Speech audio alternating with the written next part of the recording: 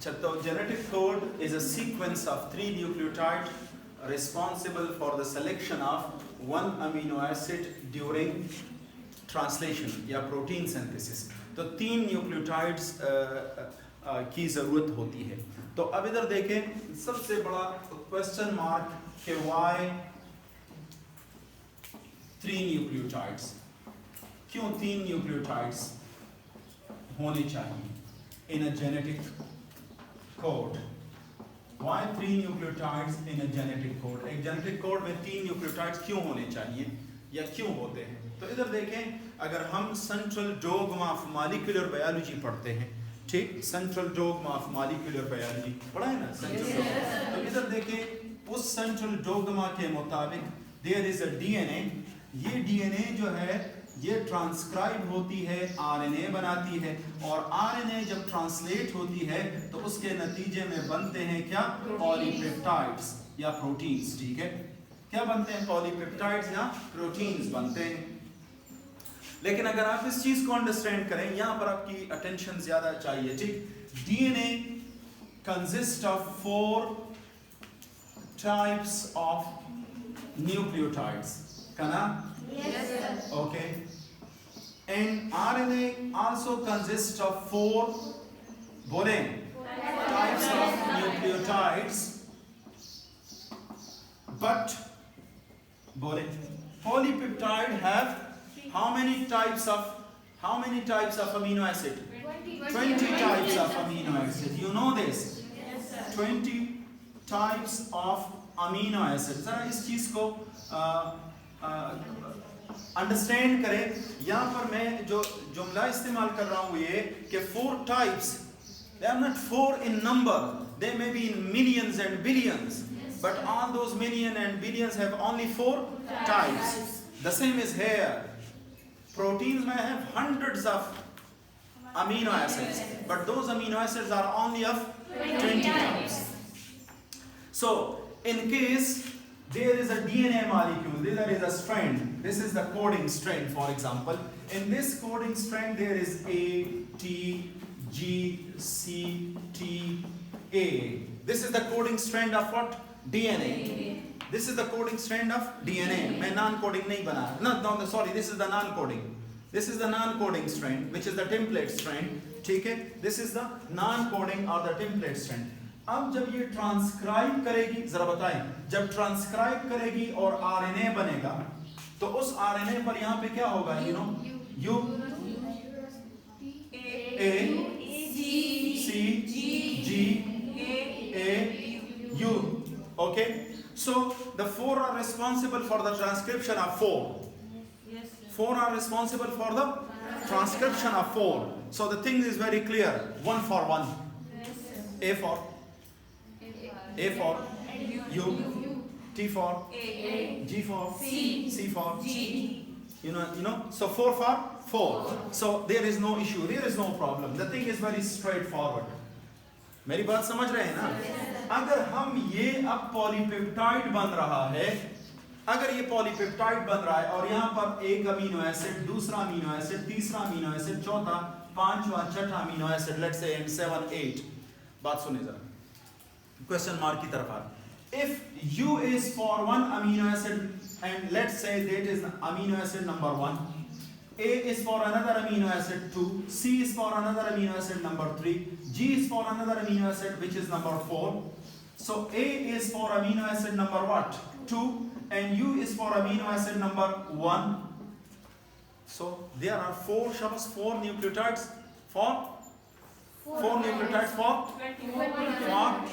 4 amino acids. But how many amino acids in a protein molecule? 20. So what about the rest of 16 amino acids? Yes, sir. What about the rest of 16 amino acids? We don't have the answer so far. मेरी बात समझ रहे हैं? Okay. यहाँ पर तो चीज बड़ी क्लियर है ना. नॉन कोडिंग स्ट्रैंड है, टेम्पलेट स्ट्रैंड है, उस पर जितने भी न्यूक्लियोटाइड हैं, वो जितने भी हैं तो 4 किस्म के. तो वो 4 यहाँ पर भी जितने भी हैं इस mRNA पर, वो जितने भी हैं तो 4 किस्म के. So 1 for 1, A for U. कभी कभार एप्पल के लिए होता था, लेकिन आज U के लिए है. ठीक है ना? So this is what But in this case, now you understand, there are 4 types of nucleotides, but here protein में होते हैं 20 different types of amino acid होते हैं. तो अगर U एक के लिए है, A नंबर 2 के लिए है, D नंबर 3 के लिए है, ये 4 के लिए है, तो यहाँ पर न्यूक्लियोटाइड और भी अमीनो एसिड आएंगे, उसके लिए फिर क्या होगा? So we don't have the answer. फिर इस आंसर को सॉल्व करते हैं लॉजिकली, ठीक है ना, लॉजिक डालते हैं. अभी एक्सपेरिमेंट नहीं डाल, लॉजिक डालते हैं, ठीक है ना. एक्सपेरिमेंट पढ़ेंगे भी नहीं यहाँ पर आपके कोर्स में, लेकिन लॉजिकली. अब हम कहते हैं ना ऐसी बात नहीं है, हम कहते हैं the sequence of these two is responsible for one amino acid. इन दो का जो सीक्वेंस है वो एक अमीनो एसिड के लिए रिस्पॉन्सिबल है. तो अगर हमारे पास इधर देखें, अगर हमारे पास 4 न्यूक्लियोटाइड्स हैं, बात सुनिए, कितने? 4, और हर एक सीक्वेंस में 2 हो, 2, तो हमारे पास कितनी सीक्वेंसेस बन सकती हैं? 16 सीक्वेंसेस बन सकती हैं. इधर देखें, ये एक सीक्वेंस है, जरा इधर देखें. Let's say UA, UC, UG और अगेन AU, AC, AG. मेरी बात समझ रहे हैं? ये मुख्तलिफ किस्म की सीक्वेंसेस हैं, और अगर हम इसको बनाएं तो इससे 16 सीक्वेंसेस बन सकती हैं. और हर एक सीक्वेंस जो है वो let's say for 1 amino acid, तो 16 अमीनो एसिड्स के लिए सीक्वेंसेस आ सकती हैं, ठीक है. But still what about the rest of 4? अब को देखो खबर होएगा, what about the rest of 4 amino acid, उनके लिए क्या है? सो फिर हम कहते हैं ठीक है 2 होंगे, लेकिन 2 भी काफी नहीं है, 2 से भी काम नहीं चल रहा. तो फिर हम कहते हैं कि ऐसी बात नहीं है. How many? 3. There are 4 different types of, 4 is for types of nucleotides, 4 is for types of nucleotides, and each sequence contain 3. तो हमारे पास ये हो जाएंगे 4 multiply by 4 multiply by 4, तो इससे हो जाएंगे क्या? 64 सीक्वेंसेस आ जाएंगी या कोड्स बन जाएंगी, और they are for 20 amino acids. हम क्यों कहते हैं कि 64 अमीनो एसिड के लिए नहीं है, ये 20 के लिए है? बिकॉज ये हमारे पास इंफॉर्मेशन है. क्या इंफॉर्मेशन है? कि अमीनो एसिड सिर्फ 20 ही होते हैं. Amino acid, types of amino acid किसी प्रोटीन में सिर्फ 20 ही होते हैं, ज्यादा नहीं होते. बात समझ रहे हैं? सिर्फ 20 ही होते हैं. तो हमारे पास जेनेटिक कोड्स कितने बन जाएंगे? शाबाश, 64 जेनेटिक कोड्स बन जाएंगे. कितने अमीनो एसिड्स के लिए? 20 अमीनो एसिड के लिए. तो इससे एक बहुत बड़ी इंफॉर्मेशन हमें मिल रही है कि ए से जेनेटिक कोड्स हो सकते हैं, ए से अमीनो एसिड हो सकते हैं जिसके लिए एक से ज्यादा जेनेटिक कोड्स हों. ओके, दिस इज देयरफॉर एक बहुत बड़ी प्रॉपर्टी है कि जेनेटिक कोड्स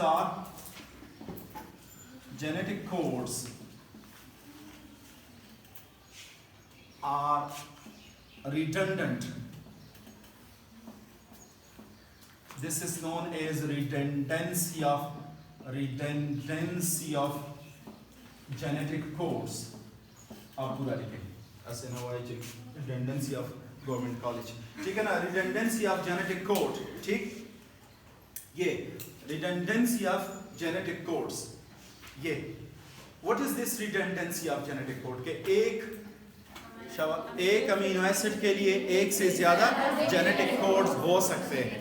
यहां पर मैं इधर देखें, अमीनो एसिड है, चलिए तो आपकी किताब में एग्जांपल है, ल्यूसीन के लिए देख लें. ल्यूसीन आप ये उस टेबल से देख लें जो आपकी किताब में है. Leucine, what is leucine? Amino acid. और उसके लिए देयर आर 6 जेनेटिक कोड्स हैं. आप किताब से लिख लें वो, ठीक है? मैं पढ़ा नहीं रहा यहाँ पर टाइम के बचत. कर रहा हूँ, ठीक। ल्यूसीन क्या चीज़ है शाबाश? Amino acid. उसके लिए एक से ज़्यादा जेनेटिक कोड है। ये बिल्कुल ऐसा है जैसे यहाँ पर मैं लिख लूँ बायोलॉजी। बायोलॉजी क्या है? एक अमीनो एसिड है सपोज करें, और उसके लिए एक से ज़्यादा टीचर्स हैं।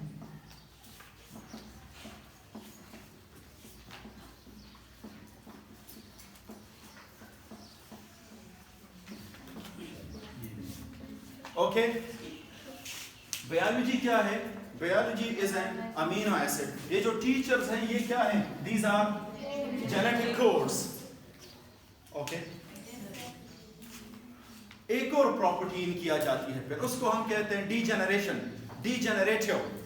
डीजेनरेटिव का मतलब ये है कि एक अमीनो एसिड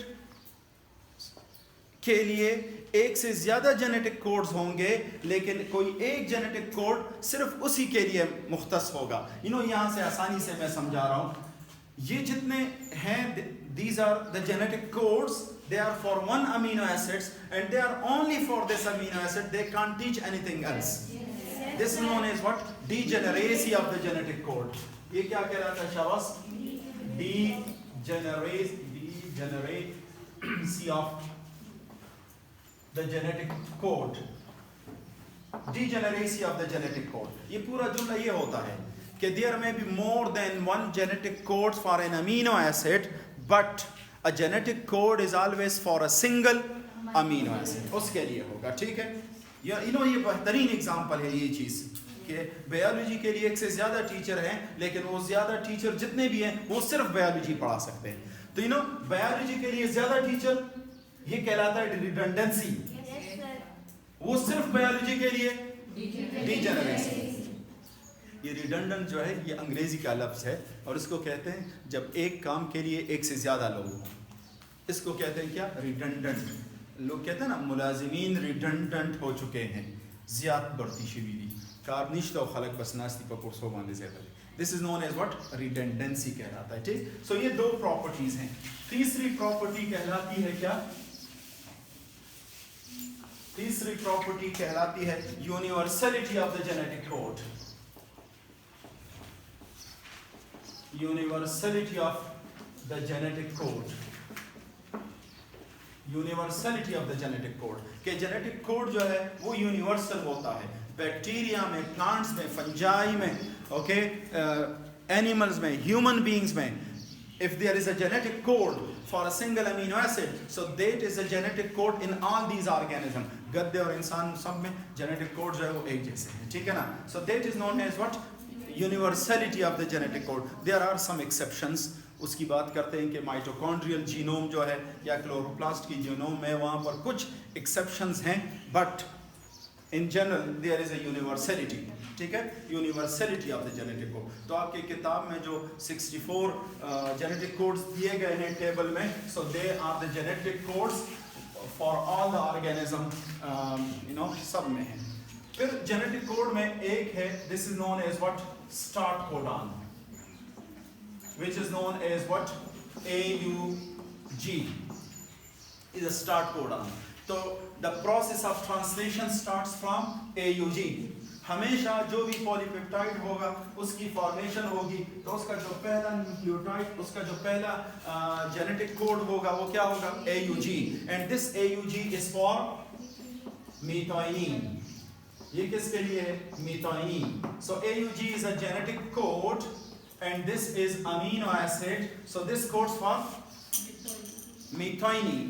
तो जितने भी पॉलीपेप्टाइड्स होंगे उनका पहला अमीनो एसिड methionine होगा, okay, and the process of translation starts from AUG, यहाँ से स्टार्ट होता है, ठीक। एक कहलाते हैं स्टॉप कोडॉन्स, या वो कहलाते हैं नॉन सेंस कोडॉन्स कहलाते हैं, and there are 3 in number. आप किताब से देख लें या मुझे अभी क्विकली बता सकते हैं, बताएं, या किताब से देख लें। स्टॉप कोडॉन्स, ये जो stop UGA, UAG, UAA, these are 3 genetic codes. Stop codons, they are, उसको कहते हैं, these are the genetic codes which do not code.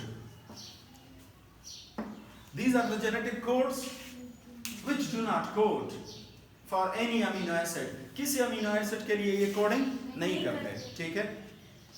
So these are the genetic codes which do not code. They are, so you know the process of translation. जब भी ये इनमें से कोई भी genetic code आएगा RNA में, RNA पर जहाँ पर भी इनमें से कोई UGA या UAG या UAA इन तीनों में से कोई भी आएगा तो वहाँ पर the process of translation जो है वो stop हो जाएगा. Thank you.